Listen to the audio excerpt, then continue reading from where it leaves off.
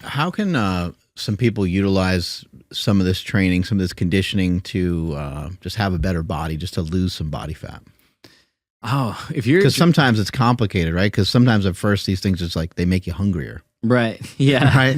You start walking a lot more, you get hungrier. You start to run more, you get hungrier. yeah, 100%. But that's only at first. Yeah, and I think that the overwhelming thing here is it does come down to caloric intake over time. If you're not managing your calories, it really doesn't matter what you're doing. Your body is not going to be dropping weight if you're eating at maintenance or in a hypercaloric state. So, like a weird hack that I actually like people to do is have a protein shake before a meal. It's like one of the easiest things that you can do, and never. Have you guys talked about that before on the podcast? Yeah, we have. But Okay, it's Talk good. about strategies like that all the time. Oh, Jesus. Yeah, I know you and I have talked about it, but I do the opposite for weight gain. So if somebody wants to drop some body fat, one of the easiest things they can do is have a scoop of protein prior to the meal, and you're going to eat way less without counting calories. You've increased your protein intake per day, and now you're going to reduce your total calorie intake, which is going to create like that beautiful hypocaloric / recomposition effect. But if you're trying to gain weight, then we can actually kind of do the same thing, but throw it after the meal. So you're going into the meal with maximum appetite, but then still getting in more protein after, which is very easily downable after a meal. So in terms of, dropping body fat and gaining weight, I think that's a super easy thing people can do. But in terms of using cardio in order to continue to drop body fat, since so much of this comes down to purely caloric expenditure, I'm going to have the boring answer of do it when you can get it in.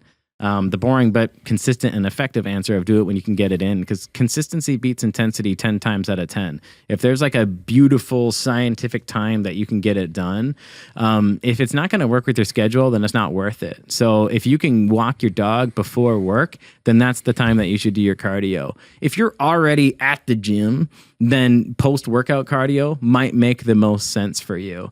If you don't like your coworkers and you want to go on a walk during every single lunch, then go on walk during that time. I think that in terms the 24-hour expenditure is going to be the same. So just do it when you can get it in. What's up, Power Project family? It's time to stop dressing like you're a fucking preschooler and step your game up by checking out Viore clothing. Now, I'm not one to talk. I wear a fucking pink hat that has a dog on it, but at the end of the day, at least my shirt and shorts are popping. So head to Viore because they have great stuff for your top and your bottom. Andrew, how can they get it? Yes, you guys got to head over to viore.com/power project. That's VUORI.com/power project, and you guys will automatically receive 20% off your order. Links to them down in the description as well as the podcast show notes. Let's get back to the podcast. When do people just run?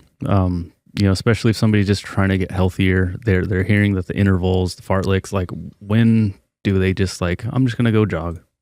What in what context? That would be the low and slow day. That would be the real moderate. Okay, yeah, moderate because pace. I keep hearing instructions for low and slow intervals, and then like when to open up. Like time those. When can I just I just want to go for a run?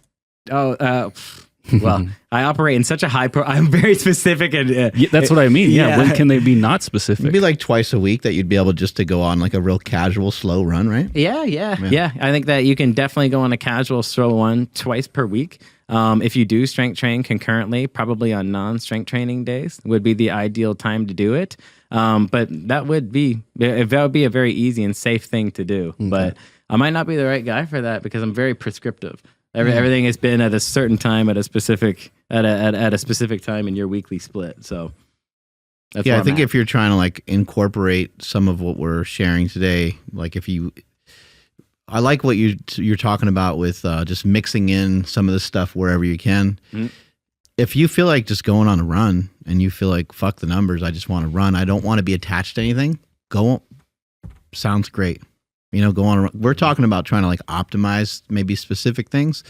And so anyone, I hate to discourage somebody from like exercising or from doing something that they like doing.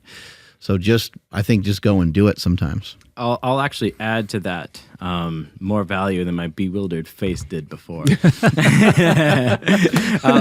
There's actually a study from the Journal of Strength and Conditioning that me and the boys were just talking about in the gym previously on cardio acceleration training. So they basically had two groups. They had one group do their strength training and then cardio after. And then they had a second group that did strength training and cardio during their rest intervals. And then at the end of the study, group 2 they didn't do strength then conditioning. They did strength and conditioning. They did it both. Group 2 actually ended up getting stronger and dropping more body fat by the end of the study. So it didn't impact their training quality, and they got leaner at the end of it. So in terms of, hey, when's the time I can integrate this? Maybe you already are weightlifting and you're already going, but you've got a family and you've got a job and things are busy, but you take 1 to 2 minute rest periods.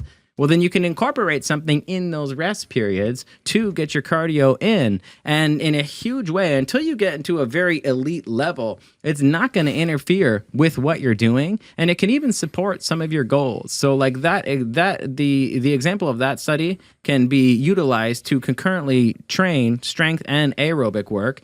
But there's something known as fatigue motor control as well, to where you can actually operate something and do something technical in a state of fatigue in order to train your nervous system to perform in a state of fatigue.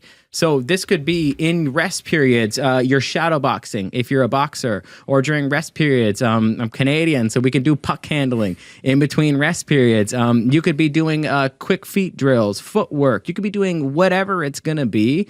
Fatigue motor control is a full principle in that world, to where you can train your body to remain technical in a state of fatigue, which is really important before you compete, because lots of times when someone finds out they're technically terrible in a state of fatigue, it's during competition where it matters the most. But if you can train your technique while hitting the aerobic system, so you're basically combining cardio acceleration training with fatigue motor control, you are getting your aerobic work in while you're training your nervous system to be effective during fatigue at no longer time than you were going to be at the gym anyways. Power Project family, we appreciate you checking out this clip. Check out another one. Just go check out another one. Or comment down below and let us know what you liked about this one. But we love you guys, and we're going to keep bringing you the heat. So comment, subscribe, and all that good stuff, okay? Peace.